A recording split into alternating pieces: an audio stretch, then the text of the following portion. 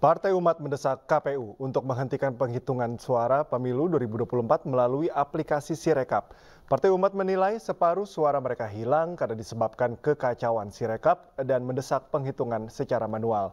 Partai Umat mendesak KPU menghentikan penggunaan sistem informasi rekapitulasi elektronik atau Sirekap. Hal ini disampaikan dalam pernyataan sikap Partai Umat pada Kamis siang di Jakarta. Partai Umat meminta kepada KPU untuk melakukan penghitungan suara secara manual, sebab penggunaan Sirekap telah menimbulkan keresahan. Partai Umat saat ini tengah mengumpulkan barang bukti kecurangan yang dilakukan secara terstruktur, sistematis, dan masif. Partai Umat merasa dirugikan dengan berkurangnya suara legislatif, sehingga berada di bawah ambang batas.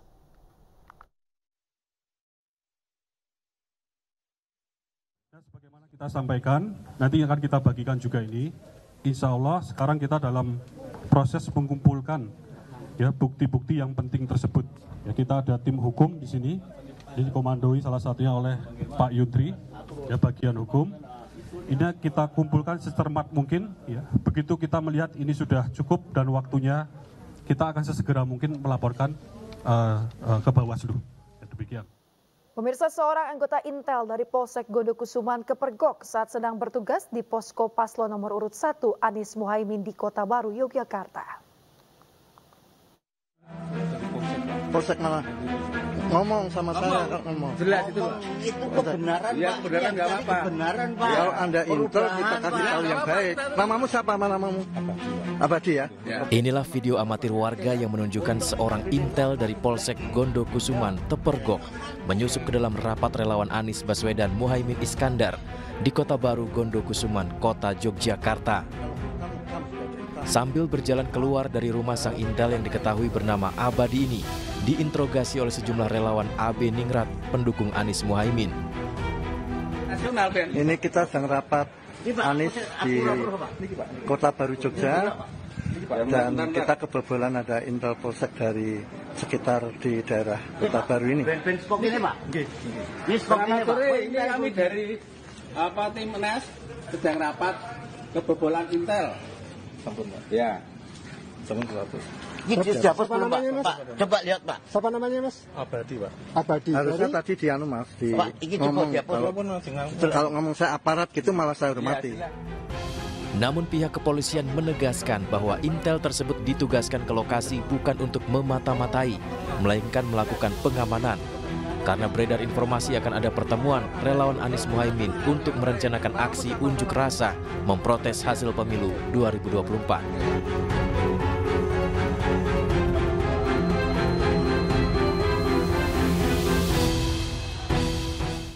Usai menolak seluruh dalil Polda Metro Jaya, Aiman Wicaksono hari ini menjalani sidang duplik pra-peradilan kasusnya. Aiman menghadirkan 2 saksi ahli, yakni ahli hukum pers dan pakar hukum pidana.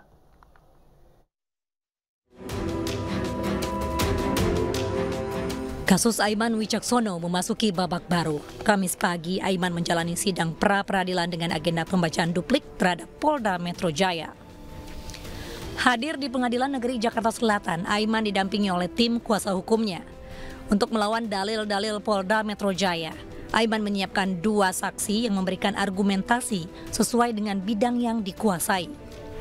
Saksi ahli yang dihadirkan adalah ahli pers yang menerangkan legal standing status Aiman pada 11 November 2023 saat bicara mengenai adanya dugaan ketidaknetralan aparat di pemilu 2024.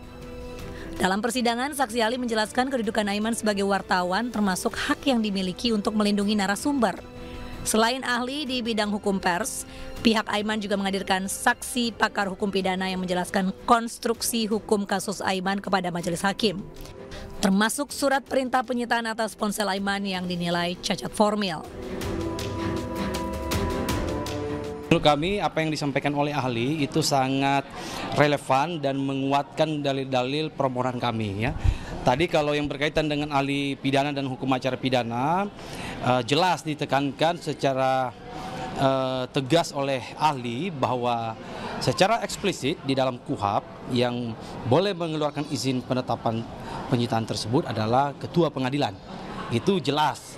Jadi karena patokan kita, dasar kita adalah KUHP, maka setiap tindakan yang dilakukan oleh penyidik itu harus berdasarkan pada KUHP. Gitu. Dan tentu kita mengujinya juga berdasarkan pada KUHP. Ya. Itu poin pertama. Poin kedua, berkaitan dengan ada 2 penetapan terhadap 4 barang bukti. Ya. Tentu tadi sudah kita dengar bersama apa yang disampaikan oleh ahli bahwa hakikatnya dalam melakukan penyitaan itu ada 1 penetapan saja, sehingga bisa dianggap dengan adanya penetapan kedua, izin penetapan penyitaan kedua ini, maka bisa dianggap proses penyitaan yang digunakan dasar melalui izin penyitaan pertama itu berarti ada cacat formil.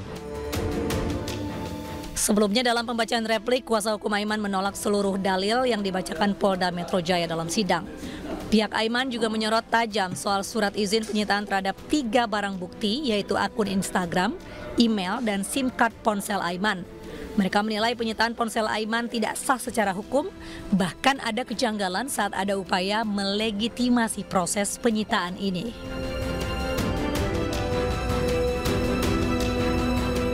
Dari Jakarta, Tim Liputan iNews melaporkan.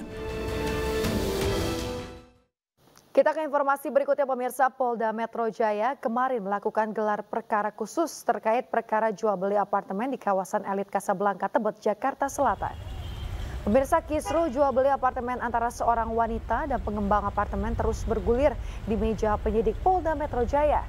Penyidik Polda Metro Jaya melakukan gelar khusus perkara terkait dugaan pemberian keterangan palsu. Saat ini terlapor telah menjadi tersangka dalam kasus dugaan pemberian keterangan palsu. Sementara pihak pelapor pun diketahui telah digugat balik terkait dugaan uang prestasi dan dimenangkan oleh pihak terlapor. Pihak sudah diperiksa semua bukti-bukti sudah, keterangan ahli juga sudah, dan sudah ada penetapan tersangka juga. Dan kami minta segeralah untuk perkara ini diproses sesuai ketentuan hukum untuk dilimpahkan ke kejaksaan, nanti disidangkan di pengadilan. Nanti akan ketahuan siapa yang benar, siapa yang salah. Dan saya minta dengan hormat kepada Polda Metro Jaya untuk bisa memberikan hasil yang maksimal, karena saya minta untuk segera di SP3-kan. Kenapa? Karena saya tidak pernah melakukan sumpah palsu, saya tidak pernah hadir di persidangan untuk bersumpah, namun justru saya malah Diiming-imingi kerja di Jakarta, seorang remaja perempuan asal Kabupaten Pesisir Selatan Sumatera Barat menjadi korban perdagangan manusia. Remaja 14 tahun itu ditemukan di sekitar tol Ancol Timur oleh pedagang kopi keliling.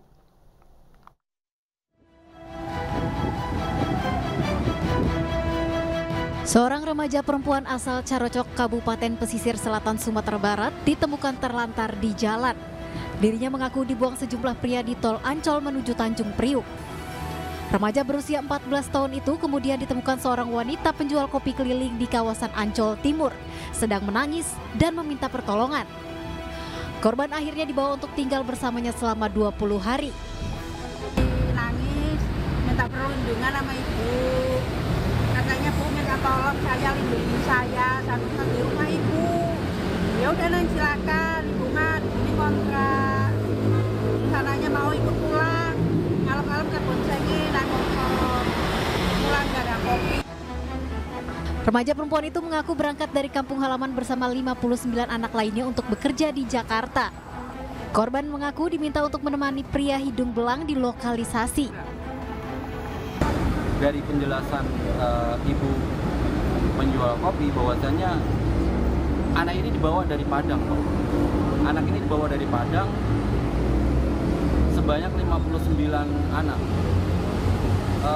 Semua wanita di bawah umur. Korban yang merupakan yatim piatu dan sulit diajak komunikasi karena mengalami trauma serta tekanan ini kemudian dibawa petugas pelayanan pengawasan pengendalian sosial Sudin Sosial Jakarta Utara ke panti sosial untuk menjalani pembinaan dan perawatan. Dari Jakarta, Rizky Falufi iNews melaporkan.